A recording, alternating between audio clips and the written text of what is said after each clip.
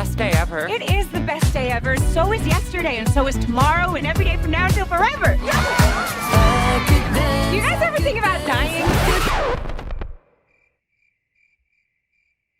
When my heart breaks. Barbie, and also Haunted Mansion. Barbie, Life in the Haunted Mansion. Barbie's Dream Haunted Mansion. Yeah, I mean, I didn't see Oppenheimer still. It's 3 hours, guys. I don't have time quite yet. But I did see Barbie. And to a lesser extent, I did see Disney's new Haunted Mansion. So, welcome to another double review. Thankfully, these two are surprisingly relevant. I'll get into that a bit later. First up, though, we're going to focus on Barbie. Yes, the movie you all have probably seen and probably loved, and I am right in that boat with you guys. Barbie was an absolute joy, from the theater packed with pink and pastel to the laughs to the applause and the surprisingly very emotional moments. Before I went in, I had friends telling me they cried and were surprised that Barbie, of all things, a comedy about a doll coming to the modern world, made them cry. And now I understand why. Barbie follows the stereotypical Barbie doll that lives in a strange reality called Barbie Land, where all the other Ken dolls and Barbie spin-offs live. When one perfect day, Barbie starts to have thoughts of death and depression. She finds that she must travel to the real world to meet whoever is playing with her physical doll and feeling these feelings in order to set things right. And Ken tags along because why not? It gets a lot more complicated than that, but I'm not going to spoil any more for the few people who haven't seen this film, which is probably not a lot of you guys, statistically. Barbie right now is the #1 movie surpassing Oppenheimer, so, yeah. Right off the bat here, the casting is perfect. Margot Robbie is an amazing Barbie, and Ryan Gosling is a wonderful beach version of Ken. The cast is way too packed to keep going. Simu Liu is in this, along with Michael Cera and Kate McKinnon, and just, there's so many people. It's a lot. And not all of them are used well, unfortunately. Like Will Ferrell. He really needs a new shtick. Oh my god, it's so played out at this point and isn't nearly as funny as it used to be, maybe a decade ago. The real world lady America Ferrera, though, is wonderful in her role, and she arguably has one of the most important scenes as well, giving a very passionate and strong speech that elicited applause in my theater. I feel like it was designed that way, but I don't know. She clearly had fun, and the cast just rounds out everything else. The sets in this film are spectacular, by the way. Life-size recreations of Barbie dream houses, complete with a 3-story slide to a plastic sticker of a pool. Oh, that's so cool. Absolutely amazing. The transition scenes between the real world and Barbie Land were also completely practical. It looks amazing and expensive, and it works. The costumes, the makeup designs, the hair, it's all wildly impressive and very well done. I was scared that when Barbie goes to the real world that we would be stuck there for a long while and deal with the classic fish out of water trope that is way overplayed, but thankfully the movie smartly doesn't spend too long there before going back to Barbie Land, and still makes the real world seem cartoony, including a strange Scooby-Doo-like chase sequence, abstract visuals, and even a very subtle reference to the Bratz dolls of all things. The movie does have a slight issue where the theme and focus switches from Barbie to Ken at times for odd reasons, but I think it plays in total with the theme about the dolls as a concept.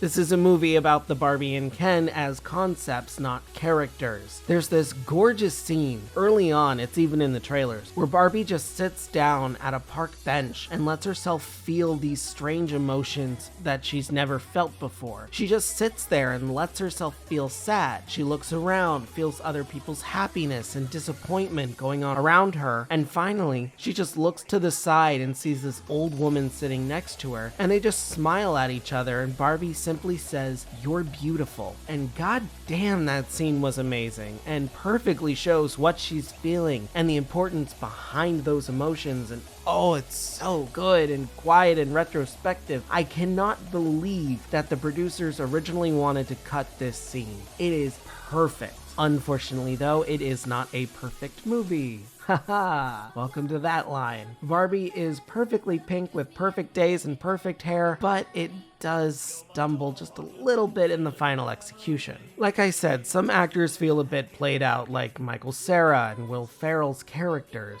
The plot gets a little unwieldy near the end as well, and the pacing slows down to an absolute crawl. There's a point in the climax with this big elaborate song and dance number that I ended up groaning at halfway through because it was just taking too damn long to finish. Not to say it wasn't impressive and didn't look cool, it absolutely did. It was just very lengthy. If they had shortened that up and the resulting resolution just slightly, by maybe a minute or two each, this movie would be a lot better, at least in my opinion. Overall, it is still very funny, very emotional, and an incredibly smart film that I'm sure is going to be around for a very long time. Greta Gerwig, I see you. I cannot wait to see what you have next because your style is impeccable. So, come on.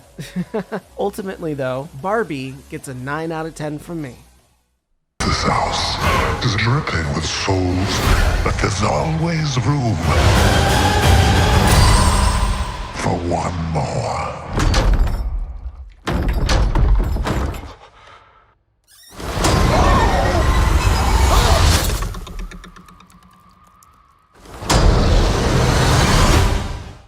Now then, onto a new film that is passing by under the radar of Barbenheimer, The Haunted Mansion. This is an original story and is not a remake of the 2003 Eddie Murphy film. This film follows a grieving widower who developed a ghost camera hired by a priest to check out a mansion bought by a mother and her young son in case of ghosts. Of course, the ghosts are real, and the group ends up trapped in the mansion, haunted by the ghosts as they try to solve a mystery before they end up among the 999 happy haunts. And man, this movie had a lot of good behind it. The actors are all extremely strong and talented. The ghosts are stylized and look fun. And The Haunted Mansion is a classic that is relatively easy to transfer into a movie format on paper. Unfortunately, this ended up becoming a movie more about style with very little substance, something the Barbie movie knew how to avoid. These two movies actually have a lot in common. Star-studded cast, focus more on concept than character, but Barbie does all of it 20,000 leagues better. I had high hopes for this film, I really did, especially with this absolutely packed cast. An original story to go with the revamped ride? Sure. Toss in some insanely talented people like Lakeith Stanfield, Owen Wilson, and Tiffany Haddish, to name a few? Hell yeah! It's an immensely talented cast that unfortunately aren't given enough time or energy to really work off of each other properly. These are adult comics that do their best work in adult settings, and this Disney family-friendly fare just doesn't work. Aside from one hilarious out-of-nowhere adult joke that got a pretty big laugh in my audience, this is an incredibly tame movie that even involves a scene where characters just swap egg puns. Have a vagina joke or something slightly risque. It's The Haunted Mansion. Double entendre should be second nature, or at least chock full of morbid jokes, and none of that is here, sadly. The characters do try to play off each other, but it's very obvious that they're each trying to be funny in their own way, and it doesn't mesh well. They just do not work well together with this script, and I don't think that they were allowed to sufficiently improvise and work off of each other, which is a real shame. Danny DeVito's character is especially annoying. The filmmakers clearly had no idea what to do with him because he could have been written out of the film entirely. His character serves no purpose aside from exposition and trying way too hard to land jokes. The pacing in this film is a mess too. At first, it starts pretty well, goes by at a brisk pace that keeps the action and intrigue up, and then about halfway through or so, it starts to zoom through the rest of the movie, except for when it wants to add annoying, obvious action filler. I remember nearing the climax, there's an escape sequence, followed immediately by a car sequence where the characters will not shut the fuck up. They're just constantly screaming or yelling one-liners in obvious ADR, and it all just looks very CG and very fake, and oh, it was incredibly annoying. beyond aggravating, and I wanted the movie to finish right then and there because I could not handle these characters just screaming randomly for no reason. The most egregious part of this pacing, and the movie in general, is that it doesn't know what tone it wants to set. It doesn't know if it wants to be scary, or funny, or sad, or goofy at any given point. So as soon as it tries to force an emotion on the viewer, it zips off to another, something that the Barbie movie knew how to handle properly. For example, and this really pissed me off the more I think about it, there's one scene where Stanfield's character is pouring his heart out to the group, talking about his grief and the loss of his wife, and the music swells a bit loudly with a sad medley, and I'm sitting there thinking that this scene would be so much more effective if the music wasn't playing. It was loud, distracting, and insulting. I don't need a background track to tell me to feel sad. Be quiet. Let the actor act and bring the emotion naturally. He's talented. He doesn't need the backing track. Look at Barbie. Her quiet moments, if they have a backing track, are very, very muted or kick in after the characters are done talking as an accent. It doesn't swell while they're talking. It lets the actors feel what they're feeling, and it gives time. Just to add insult to injury in this scene in particular from Haunted Mansion, instead of letting the moment continue for a bit to sink in the emotion like Barbie does, the film has DeVito crack a stupid joke and has the entire cast laugh at it, including Stanfield, sucking away all tension and emotion there could have been, and then moving on quickly to the next scene, because you can't have a quiet retrospective moment for a few seconds. You just can't in this movie, and that bothers me because there's so many options, so many dark moments that could have done well to help feel what these characters are feeling and have something other than whimsy or, oh, I'm scared. And there are people going through actual grief. That's a huge theme in the movie, and it doesn't let the characters explore it. Even when it's a main plot point later on in the movie, it doesn't feel like it. The characters feel like they're just kind of checking things off as they go because the movie doesn't want to spend any time focusing on these plot points and emotions. It bugs me. It's cheap, soulless, and it's infuriating to me. All Haunted Mansion had to do was let these moments breathe, be quiet, let the actors reflect. You don't need a sad song. You don't need to immediately crack a joke. Have the actors feel something, convey it to the audience, and sit with it for a moment. It's growth, it's motivation, it's understanding and deepening the themes of the film. It just really, really bugs me. That's why I'm going on about this. Such an easy thing to do right, and this fumbled it terribly. Otherwise, the movie has typical plot holes that don't make sense. They're trapped in the mansion, but they can leave whenever they want. They'll just be haunted. Okay, whatever. That could have been used to solve the climax, but then we wouldn't have one, would we? How did the mother buy the house? Did the ghost learn how to use the internet, specifically Zillow, for some reason? Where'd the money go? But again, those are just nitpicks. The movie is at its best when it is exploring the mansion itself, like the ride, going into the seance room or into the attic, or just exploring the iconic halls and grounds. That's cool. That's fun. It's like the ride itself is a haunted house, and the movie should reflect that. The movie should have stayed focused on the mansion itself and been a fun, hokey, haunted house movie. Duh!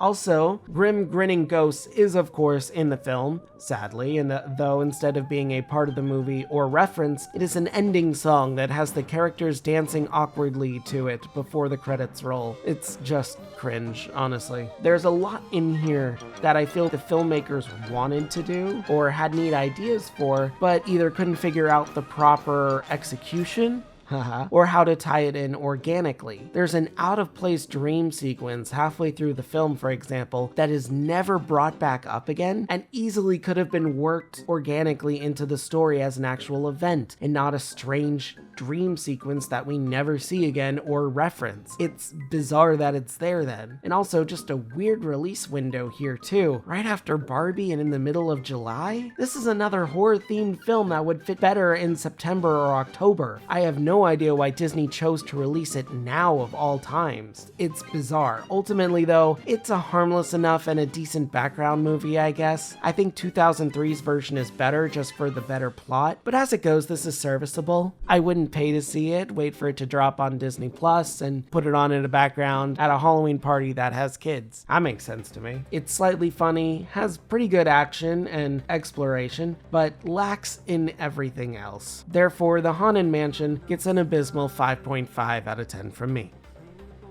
Hey guys, thanks for joining me for this double feature review. Yeah, I know, I should have seen Oppenheimer. I don't have time, man, I'm busy. I got stuff going on. I can barely have time to get these reviews in on time. I put a lot of work into these, appreciate it. I saw Haunted Mansion first, and then I saw Barbie. And it wasn't until, after Barbie, I was sitting back and thinking about it, and I'm like, these movies actually have a lot in common, and it's weird that the execution is done better with Barbie than Haunted Mansion. I feel like a Haunted Mansion movie would be relatively easy to make. I feel like you can get an easy 6 or a 7 out of there without trying particularly hard. But here they wanted to focus on grief, on background, on death as a whole. And if it stayed focused on that, that would have been fantastic. And it doesn't, and it's such a shame. Just, no. Cobweb is better as well. This is a very, very, very poor horror comedy. It's not scary whatsoever, so feel free to bring the kids. I'm sure they'll enjoy it. But for me, and I think for fans of the Haunted Mansion itself, it's not great. Go see Barbie instead. It's a lot of fun. It's smart, funny, appeals to guys just as much as girls. Go see Barbie. That's the end of that. What do you guys think? Do you think Barbie was very, very smart? Did you see Haunted Mansion? It's getting barely anyone to see it, which doesn't surprise me with this release window, so I don't know. Let me know in the comments below. Don't forget to like the video, subscribe, ring that bell. My socials are down there in the corner. Please follow if you like. It helps me grow. And yeah, that's it. I hope you enjoyed and have a great day. And if you're not, have a better one. See ya. I'm just a ghost in your stereo. The fading memory of a shipwreck in the undertow. You're just a lost summer. And I'm just a ghost in your stereo.